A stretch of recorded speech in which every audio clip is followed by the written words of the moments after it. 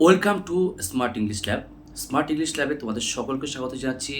আজকে আমরা নতুন আরেক কিছু ট্রান্সলেশন করব, যে ট্রান্সলেশনগুলো প্রায় আমাদের পরীক্ষাতে বা আমাদের ব্যবহারিক প্রয়োগ লাগে। সেই ট্রান্সলেশনগুলো আমরা প্রত্যেকটা বোঝার চেষ্টা করব কীভাবে করতে হয়, কীভাবে অর্থ বুঝে সেগুলোকে করতে হয়। আমরা যে বাক্যটা দিয়ে আজকে প্রথম ক্লাস শুরু করব সেটা হচ্ছে, সে চোরটিকে হাতে নাতে ধরলো। এই যে হাতে নাতে ধরার যে কথাটা, এই হাতে নাতে ধরার কথাটা আমরা কিভাবে ব্যবহার করব। তো হাতে নাতে ধরার ইংরাজি হচ্ছে catch red handed. Catch red handed. তো বাক্যটাকে যদি আমরা সাজাই তাহলে কিভাবে করব? সে চোরটিকে হাতে নাতে ধরলো, লাস্টে ক্রিয়া আছে ধরলো। ধরলো কথাটার সাথে কিন্তু ল যুক্ত আছে। তো ল যুক্ত থাকলে আমরা ব্যবহার করব সিম্পল পাস্ট টেন্স। কী ব্যবহার করব? Simple past tense. তো এখানে অনেকের কিন্তু প্রশ্ন আসতে পারে মনে যে ধরলো কথাটা তো জাস্ট এইমাত্র শেষ হলো, তাহলে সেখানে আমি কেন পাস্ট করলাম, আমি কেন প্রেজেন্ট পারফেক্ট করলাম না? তুমি প্রেজেন্ট পারফেক্টও করতে পারো, অর্থাৎ তোমার কাছে অপশান দুটো থাকবে, একটা সিম্পল পাস্ট, একটা হচ্ছে প্রেজেন্ট পারফেক্ট। তো কখন কোনটা করব তার জন্য তোমাকে অবশ্যই শিখতে হবে যে যদি বাক্যে সময় উল্লেখ থাকে বা কোনো একটা প্যাসেজের সাপেক্ষে তোমাকে এই বাক্যটা দিয়েছে, তখন ধরলো মানে সিম্পল পাস্ট করবে। যদি একটা সিঙ্গেল সেন্টেন্স দেয়, তখন যদি কেউ প্রেজেন্ট পারফেক্ট করে বা হ্যাভাস ভিত্তিক ব্যবহার করে, অবশ্যই কিন্তু সেটা সঠিক হবে। তো আমরা দুটোতেই আমরা করে দেখব অ্যান্সারটা কী হয়। দেখো, ক্যাচ রেড হ্যান্ডের যে কথাটা বললাম, ক্যাচ কিন্তু এখানে মেইন টু ভার্ব। তো এটাকে কিন্তু আমরা ব্যবহার করব। সে ধরলো, সে ধরলো মানে কে ধরলো? সে। তাহলে সে ইংরেজি কি? হি বা সি আমরা ধরছি। এবার যদি আমরা সিম্পল পাস্ট করি তাহলে হবে caught the thief red handed.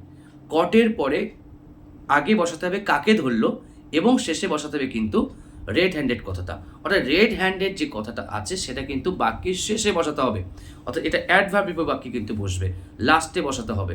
ক্যাচটা কিন্তু সাবজেক্টের পরে ভার্ব হিসাবে, তারপরে অবজেক্ট, তারপরে রেড হ্যান্ডেড। এই ভুলটা কিন্তু করা যাবে না যে রেড হ্যান্ডেড বসিয়ে দেবো ক্যাচের ঠিক পরপরই। এবার যদি এটা প্রেজেন্ট পারফেক্টে করতাম তাহলে বাক্যটা কী হতো? He has caught the thief, the thief red handed. He has caught the thief red handed. আশা করি তোমরা বুঝতে পেরেছ। এবার আমরা পরের বাক্যটা দেখে নিই। টাকাটি জাল বা নকল। টাকাটি জাল বা নকল। তো একটু আগে আমরা যেটা পড়লাম যে কাউকে যখন হাতে নাতে ধরা হয় তখন ক্যাচ রেড হ্যান্ডেড হলো, ঠিক তেমনি টাকা জাল বা নকল এই যে ওয়ার্ডটা, এই ওয়ার্ডটা কিন্তু মনে রাখবে, যখন জাল বা নকল এই অর্থে যখন কোনো কিছু বোঝাবে তখন সেই উত্তর, যে জাল বা নকলের যে অ্যান্সার, যে ওয়ার্ডটা, সেটা হচ্ছে কাউন্টারফিট বা ফেক। কাউন্টারফিট বা ফেক বানানটা কিন্তু অবশ্যই মনে রাখবে। কাউন্টারফিট COUNTERFEIT আমি স্ক্রিনে দিচ্ছি বা সেন্টেন্সের সাথে তোমরা কিন্তু মুখস্থ করবে। দ্য নোট ইজ কাউন্টারফিট বা the note is fake. The note is counterfeit বা নোট ইজ ফেক। আশা করি তোমরা বুঝতে পেরেছ। নকল বা জালের ক্ষেত্রে কাউন্টারফিট বা ফেক কথাটা কিন্তু আমরা ব্যবহার করব। এবারে আমরা পরের প্রশ্নটা দেখে নিই। আমার ঘড়িটি সঠিক সময় দিচ্ছে। আমার ঘড়িটি সঠিক সময় দিচ্ছে। এই বাক্যটার ইংরেজি করলে কি হবে? My watch is keeping correct time. My watch is keeping correct time. এই যে দিচ্ছে সেন্সে ইজটা ব্যবহার করলাম এবং কিপ কথা ব্যবহার করলাম, মানে বজায় রাখছে। কারেক্ট টাইম মানে সঠিক সময়। তো কিপ কথাটা কিন্তু এই সঠিক সময় দেওয়ার ক্ষেত্রে ব্যবহার করবে, ঘড়ির ক্ষেত্রে। ঘড়ি যখন সঠিক সময় দেয় তখন কিপ কারেক্ট টাইম। আমার ঘড়ি সঠিক সময় দিচ্ছে না বা পিছিয়ে পড়ছে, তাহলে সেক্ষেত্রে কিন্তু আমরা কিন্তু বলতে পারি my watch is not keeping correct time বা রিয়েল টাইম। কারেক্ট টাইম বা রিয়েল টাইম। আশা করি তোমরা বুঝতে পেরেছ। এবার আমরা পরের সেন্টেন্সে দেখি। তার পকেট মারা গেছে, অর্থাৎ তার পকেট কেউ একজন মেরে দিয়েছে বা চুরি করেছে। এটার বাক্যটা কী হবে? এই দেখো, তার পকেট মারা গেছে মানে মারা হয়েছে বা গেছে, যে কথাটা হোক না কেন, এটা পারফেক্টে আছে, মানে কাজটা কমপ্লিট হয়ে গেছে। তাহলে বলতে হবে he has been pickpocketed. He has been pickpocketed. এই হ্যাজ বিনটা কেন হলো? কারোর দ্বারা হয়েছে, তাই BEEN এসছে, প্যাসিভ করা হলো। হ্যাভাস কেন আনা হয়েছে? কারণ পারফেক্ট টেন্সে আছে, কারণ এখানে কাজটা শেষ হয়ে গেছে, তাই কিন্তু এখানে হ্যাজ বিন কথা হলো এবং পিক পকেটেড এটা কিন্তু প্যাসিভের ভিতরি ফর্ম করা হয়েছে। আশা করি তোমরা বুঝতে পেরেছো। পরে বাক্যটা দেখে নিই। সে কথা রেখেছে, সে কথা রেখেছে। He has kept his word, he has kept his word. তো এখানে হ্যাজ কেন আনা হলো? কারণ ওই যে রেখেছে বলতে রেখেছে, রাখা হয়ে গেছে, মানে সেটা কিন্তু শেষ হয়ে গেছে, অর্থাৎ কাজটা কিন্তু কমপ্লিট করেছে, অর্থাৎ প্রেজেন্ট পারফেক্টে আছে। এবার অনেকের কিন্তু এই পারফেক্ট হলো কেন বা প্রেজেন্ট পারফেক্ট কেন হলো, তার জন্য কিন্তু অসুবিধা হতে পারে। তো তোমরা কিন্তু অবশ্যই আমার টেন্সের ক্লাসটা কিন্তু ডিসক্রিপশন থেকে লিঙ্ক থেকে দেখে নেবে, তাহলে কিন্তু তোমাদের কিন্তু ক্লিয়ারটা হয়ে যাবে। তাহলে উত্তরটা হবে he has kept his word. নিশ্চয়ই তোমাদের এই সেন্টেন্সগুলো করতে অসুবিধা হচ্ছে না। আমরা পরের সেন্টেন্সটা দেখে নিই। সাঁতার কাটা একটি ভালো ব্যায়াম, খুব কমন একটা বাক্য।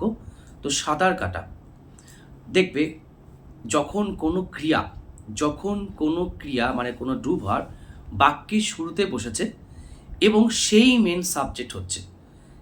যদি প্রশ্ন করি কি ভালো ব্যায়াম, কি দিয়ে প্রশ্ন করছি, ভালো ব্যায়ামটাকে আমরা কি দিয়ে প্রশ্ন করছি, তাহলে উত্তর বেরোচ্ছে কিন্তু সাঁতার কাটা।